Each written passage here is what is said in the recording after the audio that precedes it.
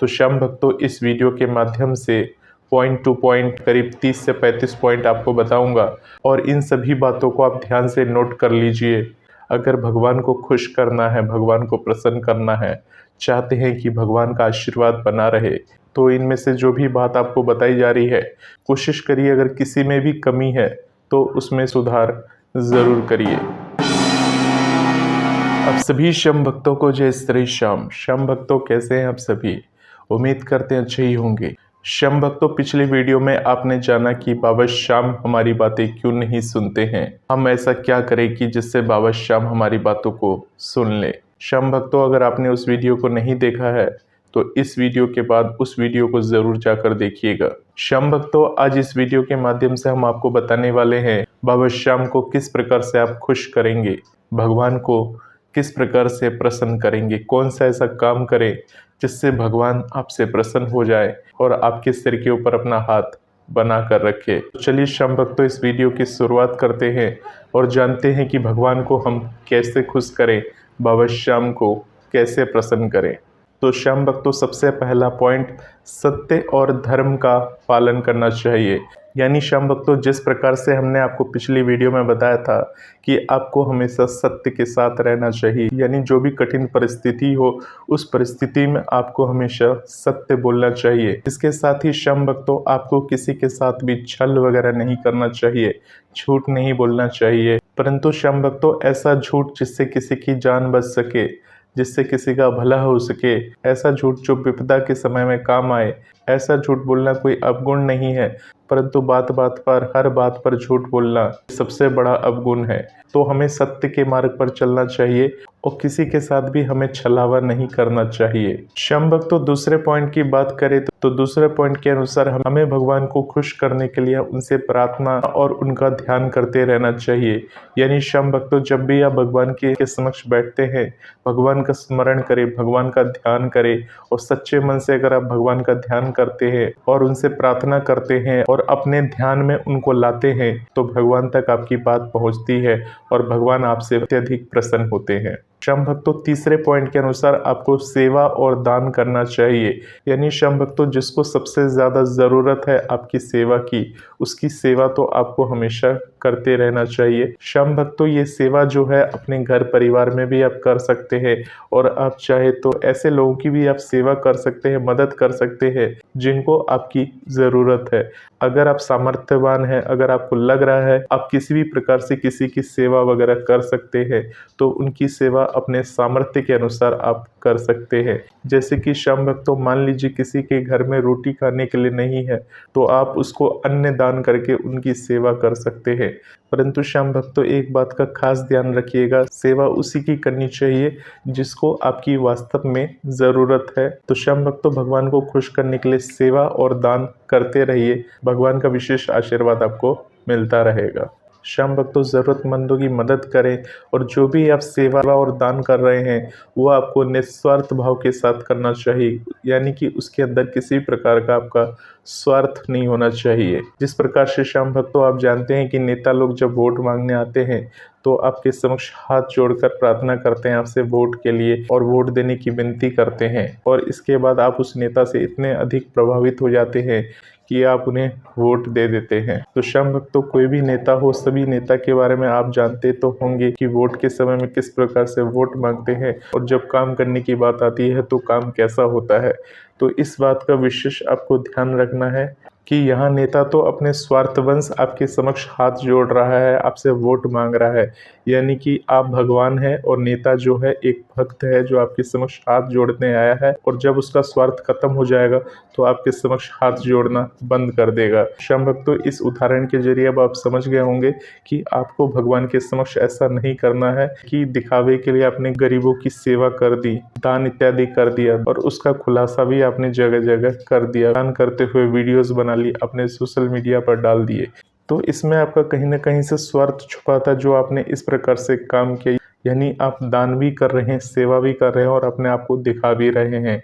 यानी कि श्याम भक्तों, कहीं ना कहीं वो सेवा जो है स्वार्थपूर्ण स्थिति में आ जाती है, जो सेवा आपकी स्वीकार नहीं होती। यानी जो भी आप सेवा करें वो निस्वार्थ भाव के साथ ही होना चाहिए। श्याम भक्तों, चौथे पॉइंट की बात करें तो अपने अहंकार को आपको त्याग करना चाहिए। अगर आप एक घमंडी किस्म के व्यक्ति हैं तो अपने घमंड को आपको त्याग करना चाहिए। बात बात पर घमंड आ जाना, बात बात पर एटीट्यूड दिखाना, अगर इस प्रकार के आप घमंडी व्यक्ति हैं और भगवान को बहुत अत्यधिक मानते हैं, भगवान के मंदिर में जाते हैं, रुपया पैसा सब कुछ दान करते हैं, भगवान के मंदिर में बड़े बड़े डोनेशन भी करते हैं और वहां जाकर पुजारियों की वाहवाही भी लूटते हैं, पूरे मंदिर में अपने आप को दिखाने की कोशिश करते हैं कि हमने डोनेशन किया, हमने ये किया, हमने वो किया, तो ये आपके अंदर के अहंकार को प्रदर्शित करता है। श्याम भक्तों, अगर आप किसी भी चीज़ की डोनेशन करते हैं या मंदिर में दान इत्यादि करते हैं, उसका दिखावा करना आपको कोई ज़रूरत नहीं है। भगवान खुद ही ऐसा कुछ इंतज़ाम करते हैं जिससे आपको सभी लोग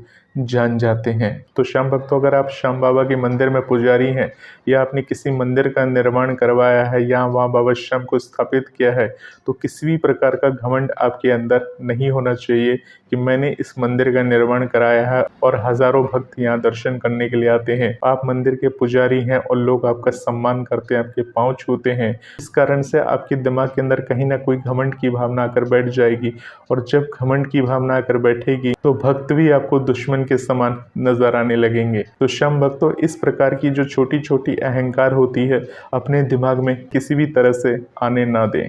इस बात का आपको विशेष ध्यान रखना है। अगर आप इन बातों का ध्यान रखेंगे तो भगवान आपसे विशेष प्रसन्न रहेंगे, खुश रहेंगे। श्याम भक्तों, अगर आप भगवान की पूजा करते हैं, बाबा श्याम की पूजा करते हैं, जो भी देवी देवता की आप पूजा करते हैं, उनके प्रति सच्ची श्रद्धा और विश्वास बनाए रखना होगा। ये हमारे 5वें पॉइंट में ये बात आती है कि भगवान की भक्ति और उनकी सच्ची श्रद्धा ही आपका एक आस है। यानी अगर उनके ऊपर आपको विश्वास नहीं है, आपकी श्रद्धा नहीं है, तो भगवान के ऊपर तो और कोई है भी नहीं। यानी तब आप खुद ही मालिक होते हैं। यानी श्याम भक्तों, अगर भगवान को पाना है तो उन पर सच्ची श्रद्धा और विश्वास के अलावा आपके पास कोई दूसरा रास्ता नहीं है। श्याम भक्तों, बात करें 6वें पॉइंट की, तो आपको अपना कर्म को सुधारना चाहिए। यानी जो वर्तमान क्षण में आप जी रहे हैं, वर्तमान क्षण में जो भी आप कार्य कर रहे हैं, वो सद्गुण वाले कार्य होने चाहिए, सत्कर्म होने चाहिए। अगर आप सद्गुण और सत्य कर्म करते हैं, सत्कर्म के साथ रहते हैं और भगवान की उपासना करते हैं, उनकी पूजा पाठ करते हैं, तो भगवान की विशेष आशीर्वाद आपके साथ रहेगी और भगवान आपसे अत्यधिक प्रसन्न रहते हैं। श्याम भक्तों, जो भी आप कर्म कर रहे हैं, जो भी अच्छे कर्म कर रहे हैं, उसमें जैसा भी फल आपको मिल रहा है, उस फल को स्वीकार ज़रूर करिए। अगर श्याम भक्तों अच्छे कर्म करते हुए आपके साथ बुरा हो रहा है तो भी आपको उसको स्वीकार करना है, और अच्छे कर्म करते हुए अच्छा हो रहा है तो आप भगवान पर विश्वास करते ही करते हैं, और बुरे वक्त में भी आपको भगवान का साथ नहीं छोड़ना चाहिए। यानी श्याम भक्तों, सत्कर्म करते हुए भगवान का विशेष ध्यान करना चाहिए, उनकी आराधना करनी चाहिए। इससे भगवान अत्यधिक प्रसन्न होते हैं। श्याम भक्तों, 7वें पॉइंट की बात करें तो आपकी सोच हमेशा सकारात्मक होनी चाहिए। यानी अगर भगवान से जुड़े हैं, बाबा श्याम से जुड़े हैं और आप चाहते हैं कि बाबा श्याम को प्रसन्न रखें, खुश रखें, तो भगवान ये चाहते हैं कि आप खुश रहें, आप सकारात्मक रहें और भगवान को लेकर हमेशा पॉजिटिव रहें। आपके जीवन में जो भी उतार चढ़ाव होता रहता है, उसके प्रति जो आपका सोच है यही रहना चाहिए कि जो भी होता है भगवान की इच्छा से होता है। अगर बुरा होता है तो भी भगवान की इच्छा से होता है, और बहुत अच्छा होता है तो भी भगवान की इच्छा से होता है। यानी किसी भी परिस्थिति में भगवान को आपको दोष नहीं देना चाहिए, भगवान पर विश्वास बनाए रखना चाहिए। अगर आप ऐसा करने में सफल हो जाते हैं तो समझ लीजिए भगवान को प्रसन्न करने के लिए आप कोई कसर नहीं छोड़ते हैं। श्याम भक्तों, आपको प्राकृतिक संसाधनों का आदर करना चाहिए। यानी श्याम भक्तों, अभी बाबा श्याम का जन्मोत्सव होकर गया है और जन्मोत्सव में जैसे कि आप जानते हैं कि वहाँ के प्रशासन ने साफ मना किया था कि पटाखे वगैरह नहीं जलाने हैं, और मंदिर कमेटी ने भी एक पवित्र जारी कर यही कहा कि पटाखे वगैरह यानी आतिशबाजी वगैरह नहीं करनी है। फिर भी लोगों ने एक न सुनी और वो अपनी मनमानी करते हुए अपनी खुशियों को प्रकट करने के लिए, अपनी खुशियों को दिखाने के लिए वहाँ पर हजारों लाखों रुपए के पटाखे उन्होंने जलाए। अब सोचिए श्याम भक्तों, उन्होंने तो अपनी खुशी जाहिर कर ली, उन्होंने अपनी खुशियाँ मना ली, तो पटाखे जलने के बाद जितना कचरा वगैरह वहाँ इकट्ठा हुआ, जितना प्रदूषण वगैरह हुआ, उसका दोषी कौन होगा? जो पटाखों से निकलने वाली जहरीले धुएं हैं, उससे अगर किसी भी प्राकृतिक संसाधनों को नुकसान हुआ, किसी भी पक्षियों को नुकसान हुआ और किसी भी मानव को नुकसान हुआ, तो उसकी जिम्मेदारी कौन लेगा। श्याम भक्तों, ऐसा नहीं है कि आपको खुशियां नहीं मनाना चाहिए, परंतु श्याम भक्तों अत्यधिक मात्रा में बम पटाखे इत्यादि चलाने से, एक ही जगह चलाने से वहाँ की हवा की गुणवत्ता खराब हो जाती है। और जैसे कि आप जानते हैं, अगर हवा में अत्यधिक प्रदूषण फैल जाए तो उससे क्या क्या हानियां हो सकती है। इसलिए श्याम भक्तों, आपको ये सोच के रखना चाहिए, किसी भी प्रकार से आपको प्राकृतिक वातावरण को हानि नहीं पहुंचाना चाहिए, प्राकृतिक संसाधनों की सुरक्षा करनी चाहिए। और अगर श्याम भक्तों आपको लगता है कि मैंने ये गलतियां कर दी हैं, मुझसे ये गलतियां हो गई हैं, तो आप प्रकृति के संरक्षण के लिए पेड़ पौधे वगैरह लगा सकते हैं और प्रकृति की रक्षा कर सकते हैं। अगर आप प्रकृति के साथ रहते हैं, प्रकृति की रक्षा करते हैं, तो भगवान आपसे विशेष प्रसन्न होते हैं और भगवान का आशीर्वाद आपके सिर पर बना रहता है। श्याम भक्तों, बात करते हैं 9वें पॉइंट की। तो 9वां पॉइंट के अनुसार श्याम भक्तों, आपके अपने जीवन में संतोष की भावना जरूर होनी चाहिए। यानी श्याम भक्तों, आप सभी को पता है, इस भागदौड़ की जिंदगी में हर इंसान चाहता है उसके पास ज्यादा से ज्यादा सुविधा होनी चाहिए, ज्यादा से ज्यादा खुशियां होनी चाहिए, और अपनी सुविधाओं को तलाशने के लिए, अपनी खुशियों को तलाशने के लिए असंतोष की भावना उसके अंदर बढ़ती जाती है। यानी अगर आपकी सैलरी कम है और आपकी इच्छाएं बहुत ज्यादा है, यानी संतोष की भावना आपके अंदर नहीं है और आप अपनी उन इच्छाओं को जल्द से जल्द पूर्ण करना चाहते हैं, और इस राह पर खड़े होकर आप भगवान को दोष देते हैं कि आपके पास मकान नहीं है, आपके पास गाड़ी नहीं है, भगवान ने आपके लिए कुछ नहीं किया, भगवान ने आपके लिए कुछ नहीं सोचा, भगवान ने सामने वाले को इतना पैसा दे दिया, भगवान ने उसके लिए इतना कर दिया। इस तरह की बातें अगर आप करते रहते हैं, यानी अगर आपके जीवन में असंतोष की भावना बनी हुई है और हर वक्त आप भगवान को दोष देते रहते हैं, तो भगवान आपसे प्रसन्न नहीं होते हैं, भगवान आपसे खुश नहीं होते हैं। यानी अगर भगवान को खुश करना है तो आपको संतोषी जीवन जीना होगा, यानी संतोष की भावना आपके अंदर रखनी होगी। अगर आप अपने अंदर संतोष की भावना रखते हैं तो भगवान का विशेष आशीर्वाद आपके ऊपर बनता है, भगवान आपसे प्रसन्न हो जाते हैं। श्याम भक्तों, 10वें पॉइंट की बात करें तो 10वें पॉइंट के अनुसार आपको योग और साधना जरूर करनी चाहिए। यानी श्याम भक्तों, ये जो मानव शरीर आपको मिला है, ये भगवान का एक विशेष उपहार है जो आपको मिला है, और भगवान की तरफ से मिला हुआ ये विशेष उपहार को स्वस्थ बनाए रखना ये आपके हाथ में होता है। यानी भगवान ने आपको एक अच्छा शरीर दिया है, यानी आपको भगवान ने 2 आंख, 2 कान, 1 नाक, खाने के लिए और सुंदर वचन बोलने के लिए आपको मुख दिया है, साथ में 2 हाथ, 2 पैर भी दिए हैं। यानी श्याम भक्तों, ये शरीर अनमोल है और शरीर को बनाए रखने के लिए आपको योगा करना चाहिए, साधना करनी चाहिए। अगर योग और साधना आप करते रहते हैं तो आपके शरीर में बीमारियां नहीं पकड़ती हैं, कोई भी बीमारी आसपास नहीं फटकती है। जैसे कि आप श्याम भक्तों जानते हैं, बहुत सारे लोग नशीली चीज़ों का प्रयोग करते हैं, बहुत सारे लोग उल्टी सीधी चीज़ें खाते हैं, जिससे उनका शरीर दिन ब दिन खराब होता हुआ चला जाता है। और अगर आप ऐसा करते हैं, भगवान के दिए गए उपहार को बर्बाद करते हैं, किसी भी तरह से उसको नुकसान पहुंचाने की कोशिश करते हैं, तो यकीन मानिए श्याम भक्तों, तो भगवान तो आपसे दूर दूर तक खुश नहीं होते। साथ ही साथ जो कर्म आप इस जीवन में कर रहे हैं, यानी वर्तमान जीवन में करते जा रहे हैं, उसका जो समस्त पाप है वो आपको अगले जीवन में देखने को मिलेगा। यानी कि भगवान के दिए गए शरीर को आप पूरी तरह से अपने हाथों से खराब करते हैं और बाद में बीमार होकर जब आप मर जाते हैं तो इंसानी शरीर मिलना आपके लिए दुर्लभ हो जाता है। यानी जब आपका अगला जन्म होगा तो उस समय में आपको इंसानी शरीर का सुख नहीं मिलेगा। और जैसे कि आप जानते हैं कि एक इंसानी शरीर पाने के लिए मनुष्य को कितना तप करना पड़ता है, कितने हजार योनियों के बाद हमें ये मानव शरीर मिलता है। इसलिए इस शरीर को बचाने के लिए, स्वस्थ रखने के लिए योगा और साधना हमें करते रहना चाहिए और भगवान का धन्यवाद करते रहना चाहिए। अगर श्याम भक्तों इस प्रकार से आप कार्य करते हैं, योग और साधना करते हैं, अपने शरीर को स्वस्थ रखते हैं, उसके बावजूद अगर आपको कोई प्रॉब्लम हो जाती है, बीमारी हो जाती है, तो उसके लिए आप जिम्मेदार नहीं होते, क्योंकि आपने अपने सारे कर्म किए हैं, सत्कर्म किए हैं। परंतु उसके बाद अगर आपको कोई बीमारी हो जाती है तो उसके लिए आपको भगवान को दोष नहीं देना है कि मेरे साथ ऐसा हो गया। हो सकता है श्याम भक्तों आपके कर्मों में यही लिखा हो, तो किसी भी प्रकार से उस समय तक भगवान को दोषी नहीं देना है। अगर आपने उस समय भगवान को दोषी दे दिए तो जितना भी आपने पुण्य काम किया होगा, यानी योग साधना करके अपने पुण्य को कमाया होगा, और जब बीमारी ने किसी कारण से घेर लिया और उसके बाद जब आप भगवान को दोष देते हैं तो वो सारा पुण्य आपको वहीं पर समाप्त हो जाता है, नष्ट हो जाता है। तो इस बात को आपको विशेष ध्यान रखना चाहिए। किसी भी परिस्थिति में भगवान का नाम जप करते रहना चाहिए, भगवान को धन्यवाद देना चाहिए। अपने मन को काबू में कर लेते हैं और इस तरह से काम करते हैं तो भगवान का विशेष आशीर्वाद आपके ऊपर बनता है और भगवान आपसे विशेष प्रसन्न रहते हैं। श्याम भक्तों, बात करते हैं 11वें पॉइंट की। श्याम भक्तों, आप सभी को ईर्ष्या और द्वेष से बचना चाहिए। ईर्ष्या यानी जलन, यानी श्याम भक्तों दूसरों के प्रति आपको ईर्ष्या और द्वेष की भावना नहीं रखना चाहिए। श्याम भक्तों, आजकल के जीवन में ईर्ष्या और द्वेष एक सामान्य बात है, परंतु अगर आप बाबा श्याम के सच्चे भक्त हैं और चाहते हैं कि बाबा श्याम की कृपा और आशीर्वाद आपको मिलती रहे, तो अपने जीवन से किसी के भी प्रति ईर्ष्या और द्वेष को निकाल फेंकिए, यानी जलन की भावना, यानी किसी भी प्रकार की आपके अंदर जलन की भावना है या दूसरों को देख देख के आप जलते रहते हैं, कुढ़ते रहते हैं, मन ही मन उल्टा सीधा उसको लेकर बोलते रहते हैं, किसी भी प्रकार की द्वेष की भावना आपके अंदर है तो उसे आज ही निकल कर फेंकिए और किसी भी प्रकार से इस द्वेष की भावना को अपने अंदर पनपने न दीजिए। अगर आप ऐसा करने में सफल हो जाते हैं और उसके बाद भगवान की भक्ति करते हैं, पूजा पाठ करते हैं, तो यकीन मानिए भगवान बहुत अत्यधिक प्रसन्न होते हैं।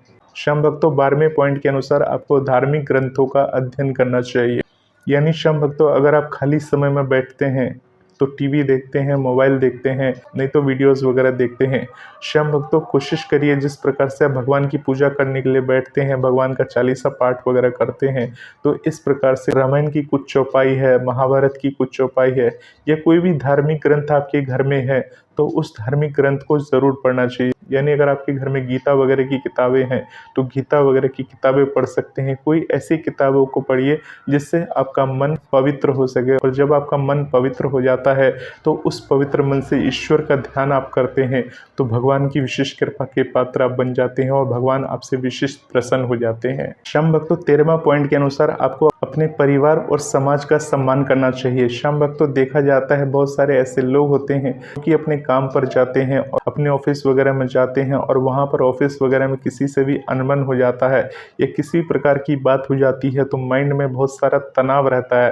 और वो सारे तनाव के साथ घर के अंदर आते हैं तो सारा जो तनाव होता है और सारा जो गुस्सा होता है वो अपने घर वालों पर निकाल देते हैं, परिवार वालों पर निकाल देते हैं। तो श्याम भक्तों, इस प्रकार की जो तनाव की स्थिति है ये किसी भी प्रकार से अपने परिवार के सम्मान को ठेस ना पहुंचाए। अगर किसी समाज में आप रह रहे हैं, वहाँ आपके आसपास के पड़ोसी लोग हैं तो उसके सम्मान को ठेस ना पहुंचाए। उनके प्रति कोई गलत व्यवहार, गलत बातें आपको नहीं करना चाहिए। अगर सामने वाला आपके साथ गलत व्यवहार कर रहा है या कुछ गलत कार्य करने की कोशिश कर रहा है तो उसके लिए कानून व्यवस्था है, तो उनका आप सहारा ले सकते हैं। परंतु श्याम भक्तों, आप एक सच्चे श्याम प्रेमी हैं, श्याम भक्त हैं, तो आपको अपने आप को कंट्रोल करके, अपने गुस्से पर कंट्रोल करके सभी का सम्मान अगर हो सके, पॉसिबल है तो ज़रूर करना चाहिए। अगर आप ऐसा करने में सफल हो जाते हैं तो यकीन मानिए भगवान आपके साथ रहते हैं और भगवान का आशीर्वाद आपके ऊपर बना रहता है और वो आपसे प्रसन्न हो जाते हैं। श्याम भक्तों, 14वें पॉइंट के अनुसार आपको संकल्पित जीवन जीना चाहिए। यानी आपके जीवन में कोई ना कोई संकल्प होना चाहिए, कोई ना कोई लक्ष्य होना चाहिए। बिना संकल्प के अगर आप जीवन जीते हैं, यानी आपके जीवन में कोई टारगेट नहीं है, कोई लक्ष्य नहीं है और बिना टारगेट और लक्ष्य के साथ आप कोई कार्य करते हैं तो वो कार्य ज़्यादा दिन का नहीं होता है। यानी मान लीजिए आपने अपने जीवन में ये सोच के रखा है कि मुझे गवर्नमेंट जॉब लेनी ही लेनी है, तो वो आपका एक टारगेट है, वो संकल्प है, उस पर आपको दृढ़ रखना चाहिए, भगवान पर विश्वास रखना चाहिए और आपको अपनी पढ़ाई को बड़े ही लगनशील तरीके से, प्रभावी तरीके से आपको करना चाहिए। पूरी ईमानदारी के साथ भगवान का नाम लेकर आप जब अपने काम को करते हैं, किसी भी कार्य को करते हैं, चाहे वो आपकी किसी भी प्रकार की नौकरी हो या किसी भी प्रकार का कार्य हो, अगर आप पूरी ईमानदारी के साथ करते हैं, एक संकल्प के साथ करते हैं तो वो अवश्य पूरी होती है। ऐसा माना जाता है कि अगर आपके अंदर आत्मविश्वास है, आप लगनशील है, तो पूरी कायनात आपको उस कार्य को जीत दिलाने के लिए लग जाती है। यानी आपको जीत मिलेगी ही मिलेगी। आप अपने पर भरोसा रखकर पूरे संकल्प के साथ उस काम को करते हैं, अपने लक्ष्य की प्राप्ति करने की कोशिश करते हैं। अगर श्याम भक्तों, अगर आप अपने जीवन में संकल्पित हैं और पूरे संकल्पित होकर अनुशासन का ध्यान रखते हैं, यानी पूरे डिसिप्लिन के साथ काम करते हैं, तो यकीन मानिए भगवान श्याम तक आपकी बात पहुंचती है और बाबा श्याम की विशेष कृपा के आप पात्र बन जाते हैं। इस प्रकार से श्याम भक्तों आर्मी, एयरफोर्स और नेवी में आप जानते होंगे कि कितना कड़ा अनुशासन होता है, कितना डिसिप्लिन होता है, और पूरी डिसिप्लिन में रहकर वो अपने कार्य को करते हैं। यानी उनका सब समय बना होता है, टाइम टेबल बना होता है कि इतने बजे उठना है, इतने बजे परेड करना है। यानी सोने से लेकर खाने पीने से लेकर हर चीज़ का टाइम टेबल बना रहता है। तो श्याम भक्तों इसी को बोलते हैं अनुशासन। अगर आप अपने जीवन में इतना कुछ नहीं कर सकते तो कम से कम कोशिश करिए अपने जीवन को अनुशासित रखने के लिए, या डिसिप्लिन तरीके से रखकर अपने जीवन को जिए, भगवान का ध्यान करें, भगवान का स्मरण करें। अगर आप ऐसा कार्य करने में सफल हो जाते हैं तो भगवान की विशेष कृपा के आप पात्र बन जाते हैं। श्याम भक्तों 15वें पॉइंट के अनुसार आपको अपने मन की शुद्धि रखनी चाहिए। यानी श्याम भक्तों आपके मन में बुरे विचार आते रहते हैं, आपको किसी भी चीज की बुरी आदत है तो ऐसे जो विचार हैं मन में चलते रहते हैं, ऐसी आदतों के बारे में आप सोचते रहते हैं, तो ऐसी बुरी आदतें, बुरे विचार को अपने मन से निकालना होगा, उसका त्याग करना होगा। श्याम भक्तों आपके अपने मन को शुद्ध करके, पूरी तरह से पवित्र करके भगवान का पूजा पाठ करें, भगवान का ध्यान करें, भगवान की विशेष कृपा के पात्र आप बन जाते हैं। श्याम भक्तों 16वें पॉइंट के अनुसार भगवान की लीलाओं को आपको समझना चाहिए। यानी भगवान जो भी करते हैं अच्छे के लिए करते हैं। भगवान आपको समय समय पर मार्गदर्शन करते हैं, और मार्गदर्शन का जो उनका तरीका होता है बहुत ही अलग होता है, क्योंकि बाबा श्याम खुद आकर आपको कोई भी चीज़ नहीं बताते हैं। भगवान आपके समक्ष उस चीज़ को ला देंगे, उस चीज़ को प्रस्तुत कर देंगे। अब एक उदाहरण के जरिए मैं समझाऊं, मान लीजिए आप जीवन में परेशान हैं, आप ये सोच रहे हैं कि भगवान हमसे प्रसन्न नहीं है, भगवान हमसे खुश नहीं है, तो हो सकता है ये भगवान की ही मर्जी हो जो आपके समक्ष में ये वीडियो लेकर आया हूँ, और आप इस बातों को सुन रहे हैं, देख रहे हैं। तो हो सकता है ये भगवान की इच्छा हो कि आप इन सभी बातों को सुने कि भगवान किस प्रकार से प्रसन्न होंगे, किस प्रकार से खुश होंगे। अगर आप इन बातों को सुनते हैं, इन बातों को नोट कर लेते हैं और उसी प्रकार से अपने जीवन शैली को बनाते हैं, तो हो सकता है ये भगवान की एक इच्छा हो जो आपके समक्ष इस वीडियो के माध्यम से बताई जा रही हो। अब इस पर अमल करना ना करना वो आपकी मर्जी होती है, कोई ऐसा बाउंडेशन नहीं होता। परंतु भगवान ने आपको कुछ संकेत देने की कोशिश करी थी, परंतु आपने उस संकेत को लेने की कोशिश नहीं करी, समझने की कोशिश नहीं करी। इस प्रकार की जो छोटी छोटी लीलाएं होती है हमारे साथ, जिंदगी में चमत्कार होते हैं, कुछ छोटे छोटे हमारे काम बन जाते हैं, तो वो सब भगवान की कृपाओं से होते हैं। श्याम भक्तों भगवान की लीलाओं को समझे और भगवान का ध्यान करते रहें, भगवान का आशीर्वाद बना रहता है। श्याम भक्तों 17वें पॉइंट के अनुसार अगर आप किसी भी स्थिति पर परेशान हो जाते हैं या आपको कोई काम समझ में नहीं आ रहा, तो अपने सदगुरु से आप मार्गदर्शन ले सकते हैं।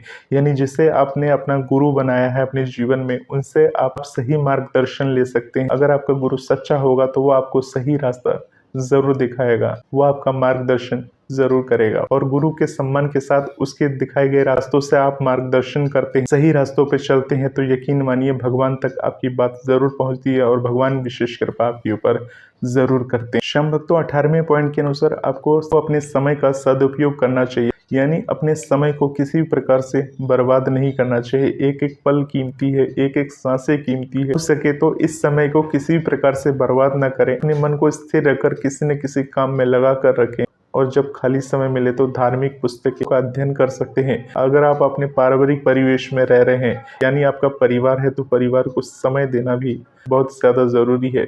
तो इस बात का आपको विशेष ध्यान रखना चाहिए, यानी अपने समय का पूरी तरह से सदुपयोग करना चाहिए। अगर आप ऐसा करने में सफल होते हैं तो भगवान की विशेष कृपा के पात्र आप बन जाते हैं। श्याम भक्तों 19वें पॉइंट में आपको अनुशासन और संयम बना के रखना चाहिए। इस प्रकार से हमने आपको अभी बताया कि आपके जीवन में अनुशासन क्या महत्व रखता है, तो अपने जीवन में अनुशासन तो आपको बनाकर रखना ही चाहिए, साथ ही साथ आपको संयम बना के रखना चाहिए। श्याम भक्तों अगर आपको मान लीजिए किसी कार्य में सफलता नहीं मिली है, बाबा श्याम से आपने अर्जी लगाई थी वो पूरी नहीं हुई, तो आपको संयम बरतना चाहिए। हो सकता है किसी न किसी कारण से बाबा श्याम ने आपकी वो अर्जी पूरी नहीं करी, कोई बात नहीं, दोबारा से आप अर्जी लगाइए। क्या पता श्याम भक्तों दूसरी बार अर्जी लगाने से भगवान आपकी बात सुन ले, भगवान तक आपकी बात पहुंच जाए। तो संयम सबसे ज्यादा महत्वपूर्ण है। अगर आपकी जिंदगी में अनुशासन, संयम और धैर्य है तो यकीन मानिए भगवान को आप प्रसन्न करने में सबसे आगे हैं। श्याम भक्तों 20वें पॉइंट के अनुसार आपको अपनी संगति का ध्यान रखना है। यानी अगर आपकी संगति ही खराब है तो भगवान तो आपको कभी मिलने वाले नहीं है। संगति से मतलब ये होता है कि हमारे दोस्त यार कि हम किस लोगों के साथ उठते बैठते हैं, कैसी जगह जाते हैं, कैसे लोगों के साथ खान पान करते हैं, ये सभी बातें निर्भर करती है। अगर आपकी संगति बुरी है तो दिमाग में बुरे विचार, नकारात्मक विचार, इस तरह के विचार चलते रहेंगे। और उसके बाद अगर आप सोचेंगे कि हम भगवान की पूजा कर लें, भगवान का ध्यान कर लें, भगवान को पुकार लें, तो ये सब तो आप कर लेंगे, पर ये सब एक फॉर्मेलिटी के आधार पर होगा। इस सब से कुछ भी होने वाला नहीं है। ना ही भगवान आपकी सुनेंगे, ना ही भगवान आपको दर्शन देंगे, ना ही भगवान की कृपा की प्राप्ति होने वाली है। इसलिए श्याम भक्तों, भगवान को प्रसन्न करना है तो अच्छी संगति को अपनाएं, अच्छे संगत वाले साथियों के साथ रहे और उनसे अच्छा ज्ञान भी आपको लेना चाहिए। श्याम भक्तों, 21वें पॉइंट के अनुसार आपको भोजन की पवित्रता बनाए रखनी चाहिए। अगर आप अपने घर में बाबा श्याम को विराजते हैं, भगवान की पूजा पाठ करते हैं, विशेष पूजा पाठ करते हैं, तो कोशिश करिए कि आप शुद्ध और सात्विक भोजन को ग्रहण करें और शुद्ध और सात्विक भोजन का भगवान को भोग भी लगाएं। भगवान को बिना भोग लगाए हुए आपको भोजन नहीं ग्रहण करना चाहिए। सबसे पहले भगवान को भोग लगाना चाहिए, तभी आपको भोजन को ग्रहण करना चाहिए। श्याम भक्तों, 22वें पॉइंट के अनुसार आपको कृतज्ञता व्यक्त करते रहना चाहिए। यानी भगवान की आप पूजा पाठ करते हैं तो भगवान का धन्यवाद हर परिस्थिति में आपको करते रहना चाहिए। अगर आप ऐसा करने में सफल होते हैं तो भगवान की विशेष कृपा आपके ऊपर बन जाती है। श्याम भक्तों, 23वें पॉइंट के अनुसार आपको क्रोध से बचना चाहिए। अगर आप अपने क्रोध पर कंट्रोल कर लेते हैं, अपने गुस्से पर कंट्रोल कर लेते हैं, या कभी भी आपको किसी भी प्रकार से गुस्सा आ जाता है, उस पर आप कंट्रोल कर लेते हैं, बाबा श्याम का ध्यान कर लेते हैं, तो समझ लीजिए भगवान की विशेष कृपा के पात्र आप बन जाते हैं। श्याम भक्तों, 24वें पॉइंट के अनुसार आपको अपने जीवन को साधारण बनाए रखना चाहिए। यानी श्याम भक्तों, आप बहुत अमीर हैं, बहुत ज़्यादा रुपए पैसे वाले हैं, परंतु श्याम भक्तों, किसी भी प्रकार का दिखावा या आडंबर आपको नहीं करना चाहिए। जैसे कि हमने पहले ही आपको बताया कि अगर आप किसी भी प्रकार का दिखावा या आडंबर करते हैं तो भगवान तक आपकी बात नहीं पहुंचती है, और जो भी आप दान पुण्य करते हैं सब व्यर्थ माना जाता है, सब माटी मानी जाती है। इसलिए निस्वार्थ भावना के साथ भगवान की आराधना करें, पूजा करें। अपने जीवन में जितना ज़्यादा सरल रहेंगे, साधारण रहेंगे, भगवान की उतनी ही कृपा आपके ऊपर बरसेगी। श्याम भक्तों, एक बात का विशेष ध्यान रखिए कि भगवान के आगे कोई मंत्री संतरी कोई नहीं होता, भगवान ही सबसे बड़े होते हैं। बहुत सारे लोग अपने आप को हमेशा दिखावा करते रहते हैं, प्रकट करते रहते हैं कि हम इस मंदिर के मालिक हैं, हम ही हैं यहाँ के सब कुछ, हम ही सब कुछ करता धरता है। बहुत सारे लोग इस प्रकार की दिखावा करते रहते हैं। बाबा श्याम से जुड़े हुए बहुत सारे ऐसे लोग होते हैं, बहुत सारे ऐसे सिंगर होते हैं, बहुत सारे ऐसे सेवादार होते हैं जो दिखावा में लगे रहते हैं, जो हमेशा अपने आप को दिखाने की कोशिश करते हैं कि हम यहाँ के सेवादार हैं, हम ही सब कुछ हैं। श्याम भक्तों, भगवान यही कहते हैं कि हमें किसी प्रकार का दिखावा या आडंबर से बचना चाहिए। तो श्याम भक्तों, यहाँ पर अपने आप को साधारण रखने की जरूरत है। श्याम भक्तों, 25वें पॉइंट के अनुसार अन्याय के खिलाफ आपको खड़े रहना चाहिए। यानी कि अगर कहीं गलत हो रहा हो और आपके समक्ष वो गलत हो रहा हो तो उसके खिलाफ आपको सर नहीं झुकाना चाहिए। यानी गलत के खिलाफ हमेशा आवाज उठा के रखना चाहिए। श्याम भक्तों, आपको हमेशा सच और धर्म का साथ देना चाहिए। अन्याय के खिलाफ आवाज उठाने का मतलब ये नहीं है कि आप सामने वाले से जाके लड़े, उसे किसी भी प्रकार से हानि पहुंचाए। ऐसा नहीं होना चाहिए। जो कुछ भी करें, धर्म और कानून व्यवस्था को ध्यान में रखने के साथ आपको कार्य करना चाहिए। श्याम भक्तों, 26वें पॉइंट के अनुसार आपको मंत्र का जाप करते रहना चाहिए। अगर आप बाबा श्याम को मानते हैं तो बाबा श्याम का जो भी मंत्र है, ओम श्री श्याम देवाय नमः, या जो भी मंत्र पर आपको सच्ची श्रद्धा है, भरोसा है, विश्वास है, उस मंत्र को जरूर आपको जाप करते रहना चाहिए। इससे ऐसा होता है कि भगवान विशेष प्रसन्न होते हैं और भगवान का आशीर्वाद आपके ऊपर बना रहता है। क्योंकि श्याम भक्तों, मंत्रों में शक्ति होती है। वो शक्ति पाने के लिए जब मंत्र का जाप करते हैं तो आपके अंदर में आत्मविश्वास की जागृति होती है, और जब आत्मविश्वास की जागृति होती है सारे काम बनने सफल हो जाए। श्याम भक्तों, 27वें पॉइंट के अनुसार आपको पशु पक्षियों की रक्षा करनी चाहिए। यानी जो भी हमारे धरती पर जीवित अवस्था में है, लिविंग थिंग्स है, सारे लिविंग थिंग्स की हमें रक्षा करनी चाहिए। जितना सामर्थ्य हमसे हो सके, जितना हम कर सकते हैं, उतना हमें जरूर करनी चाहिए। यानी बहुत सारे श्याम भक्तों, गाय वगैरह हमारे दरवाजे पर आ जाती है तो हम कभी रोटी दे देते हैं, कभी पालक खिला देते हैं, कभी कुत्ते को हम दूध पिला देते हैं, और ऐसी बहुत सारी अवस्था है जब आप पशु पक्षियों का ध्यान रख सकते हैं। पक्षियों के लिए आप दाना वगैरह डाल सकते हैं, पक्षियों के लिए आप जल वगैरह रख सकते हैं। तो अगर आप इस तरह की सेवा भी करते हैं, यानी प्राकृतिक चीजों की सेवा करते हैं, तो भगवान आपसे अत्यधिक प्रसन्न होते हैं, खुश होते हैं। शम भक्तों 28वें पॉइंट के अनुसार आपको अपने वाणी के ऊपर नियंत्रण रखना चाहिए। वाणी से हम चाहे तो किसी को अपशब्द कहकर उसका दिल दुखा सकते हैं, मान सम्मान को ठेस पहुंचा सकते हैं। यानी शम भक्तों अपनी वाणी पर नियंत्रण रखना चाहिए। अगर आप भगवान से जुड़े हैं, बाबा श्याम से जुड़े हैं या जिस भी देवी देवता से जुड़े हैं, आप चाहते हैं कि भगवान आपसे खुश रहें, तो आपको अपनी वाणी पर नियंत्रण रखना चाहिए। यानी जो भी बोलना चाहिए सोच समझकर बोलना चाहिए। तो इसलिए अपने शब्दों पर नियंत्रण रखकर सोच समझकर ही हमें बोलना चाहिए। अगर ऐसा करने में सफल होते हैं तो भगवान की विशेष कृपा के पात्र बन जाते हैं। शम भक्तों 29वें पॉइंट के अनुसार आप सभी को संतों और विद्वानों का आदर करना चाहिए। जैसे कि शम भक्तों कोई भी संत है या विद्वान है, उसका अनादर हमें भूल से भी नहीं करना चाहिए। शम भक्तों 30वें पॉइंट के अनुसार आध्यात्मिक साधनाएं अपनानी चाहिए। यानी आध्यात्मिक साधनाएं कौन सी होती हैं?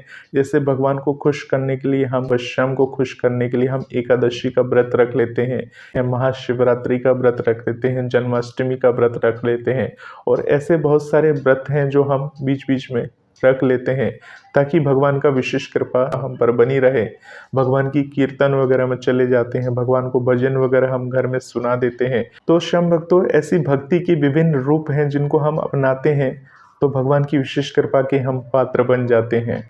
शम भक्तों 31 पॉइंट के अनुसार समर्पण का भाव आपके अंदर होना चाहिए। अगर आपके अंदर समर्पण का भाव होता है, यानी भगवान को आप पूर्ण समर्पित होते हैं, भगवान का पूर्ण ध्यान करते हैं, भगवान का पूर्ण स्मरण करते हैं और पूर्ण निष्ठा के साथ भगवान की भक्ति में लगे रहते हैं, तो भगवान आपके जीवन में जो दुख आने वाले होते हैं, यानी जो आपके पूर्ण जन्म में किए गए जो कर्म है उसके जो दुख हैं, उस दुखों को बहुत ही कम कर देते हैं। यानी भगवान आपके साथ साथ रहते हैं ताकि आपको उस दुख को झेलने की शक्ति वो प्रदान कर सके। शम भक्तों बात करते हैं 32वें पॉइंट की। तो 32वें पॉइंट के अनुसार आपको अपने धन और शक्ति का सही उपयोग करना चाहिए। यानी शम भक्तों अगर आपके पास भगवान ने ज़्यादा धन दे दिया, ज़्यादा शक्ति दे दी, यानी ज़्यादा धन और शक्ति दे दी है, तो उसको परोपकार में लगाना चाहिए। यानी आपको निर्धनों की सहायता करनी चाहिए। आपके अपने धन और शक्तियों को किसी भी प्रकार के अधर्म के कार्यों में नहीं गंवाना चाहिए। यानी अगर भगवान ने आपको धन दौलत दी है, भगवान ने आपको शक्तियां प्रदान करी है, तो उससे किसी न किसी का भला करने के लिए जरूर सोचिए। शम भक्तों 33वें पॉइंट के अनुसार तो अपने जीवन में संतुलन बनाए रखना चाहिए। यानी शम भक्तों यहाँ हम बात कर रहे हैं आध्यात्मिक जीवन में और सांसारिक जीवन में आपको संतुलन बना के रखना चाहिए। ऐसा नहीं कि आध्यात्मिक की बात हो रही है, भगवान को खुश करने की बात चल रही है तो पूरे दिन भगवान का नाम ही जप करते रहना है। सांसारिक बंधन से जुड़े हैं और सिर्फ पूरे दिन भगवान का नाम ही जप कर रहे हैं, भगवान की ही बात कर रहे हैं, अपने सांसारिक जीवन को पूरा नहीं कर रहे हैं। यानी सांसारिक जीवन में आपके परिवार के सदस्य असंतुष्ट हैं, दुखी हैं आपके कारण, क्योंकि आप भक्तिमय हो गए हैं, आप पूजा पाठ में इतने मशगूल हैं कि आप अपने सांसारिक जीवन को ध्यान नहीं कर रहे हैं। यानी संतुलन जो है आध्यात्मिक का ज़्यादा ऊंचा है और सांसारिक का बिल्कुल नीचे है। यानी ये चीज़ तो सही है, नीचे जो सांसारिक जीवन है ये दुखी है। अगर ऐसी परिस्थिति आप बना देते हैं तो भगवान आपसे खुश नहीं रहते हैं। एक उदाहरण के जरिए आपको बताऊंगा कि मान लीजिए आप एक स्त्री हैं और सुबह जब उठती हैं तो नहा धोकर भगवान की पूजा पाठ करने के लिए बैठ जाती हैं और पूजा पाठ करने में आपको 2 से ढाई घंटा लग जाता है, और आपके ही परिवार का एक ऐसा सदस्य है जो सुबह जल्दी उठ जाता है, उसे भूख बहुत ज़्यादा लगती है और सुबह सुबह से खाना चाहिए होता है, और आप पूजा में 2 से ढाई घंटा लगा देती हैं। आपके घर में कोई और सदस्य नहीं है, आप ही पूजा पाठ करने के बाद उठेंगे, उसके बाद खाना बनाएंगे, अपने उस सदस्य को देंगे, परंतु आपने पूजा पाठ में इतना समय लगा दिया, आपका वो सदस्य भूख से तड़प रहा है, मन ही मन आपके लिए कह रहा है कि पूजा पाठ में लगी रहती है, 3-3 घंटे पूजा पाठ में लगी रहती है, 4-4 घंटे लगी रहती है, हर वक्त पूजा पाठ में लगी रहती है। इस तरह से अगर कोई सदस्य आपके घर में बोलता है तो वो संतुलन जो है गड़बड़ा जाता है, यानी जीवन का संतुलन सही नहीं चल रहा है। तो इस बात का आपको विशेष ध्यान रखना है कि आपको आध्यात्मिक और सांसारिक संतुलन को बनाए रखना है। अगर आप दोनों का संतुलन बनाए रखते हैं तो भगवान की विशेष कृपा के पात्र बन जाते हैं। शम भक्तों 34वें पॉइंट के अनुसार आपको शांति का अभ्यास करना चाहिए। यानी शम भक्तों अगर आपको लगता है कि आपके द्वारा घर में अशांति फैल जाती है, यानी आपके कारण लोग दुखी रहते हैं, आपके कारण लोग परेशान रहते हैं। यानी आपको ऐसा अभ्यास करना चाहिए जिससे कि आपका मस्तिष्क जो है भगवान का ध्यान करे, भगवान की चिंतन में लगा रहे और आपके मन को शांति मिले। यानी अगर आपके मन को शांति मिलती है, आपको संतुष्टि मिलती है, तो आप अपने घर में भी संतुष्टि बना के रखेंगे। यानी शम भक्तों, इसके लिए आपको तनाव और अशांति से दूर रहना होगा। अगर आप इन चीज़ों से दूर रहते हैं और शांति का अभ्यास करते रहते हैं तो भगवान की विशेष कृपा के पात्र आप बन जाते हैं। शम भक्तों, अब बात करते हैं 35वें पॉइंट की, जो कि आखिरी पॉइंट है। हालांकि शम भक्तों पॉइंट तो बहुत सारे हैं, परंतु वीडियो बहुत ज़्यादा लंबा बन गया है। पॉइंट्स की बात करें तो और भी ज़्यादा लंबा बन जाएगा, इसलिए 35वां पॉइंट जो है वो आखिरी पॉइंट है। इस पॉइंट के दौरान शम भक्तों आपको भगवान का सच्चे मन से स्मरण करते रहना चाहिए, उनका ध्यान करते रहना चाहिए। अगर आप सच्चे मन से प्रभु का ध्यान करेंगे, प्रभु में विश्वास बनाकर रखेंगे और उनका स्मरण करते रहेंगे तो यकीन मानिए भगवान की विशेष कृपा के आप पात्र बन जाएंगे। शम भक्तों, इन सभी पॉइंटों से एक ही निष्कर्ष निकलता है कि भगवान को खुश करने के लिए आपको भक्ति के मार्ग पर चलना पड़ेगा, सत्य के मार्ग पर चलना पड़ेगा, साथ ही साथ सेवा के मार्ग पर भी चलना पड़ेगा। अगर आप भगवान को पूरी तरह से प्रसन्न करना चाहते हैं, खुश करना चाहते हैं। शम भक्तों, अगर हम अपनी सोच, कार्य और दृष्टिकोण को सुधारते हैं तो भगवान स्वयं अपने आप हमारे पास आ जाते हैं, यानी हमारे करीब आ जाते हैं और हमें अपना आशीर्वाद देते हैं। शम भक्तों, इन सभी बातों को ध्यान में रखकर भगवान को प्रसन्न करें, भगवान को खुश करें। भगवान आपकी मनोकामनाओं को जल्द पूर्ण करेंगे। मिलते हैं शम भक्तों एक नई वीडियो के साथ, तब तक के लिए आप सभी शम भक्तों को जय श्री श्याम।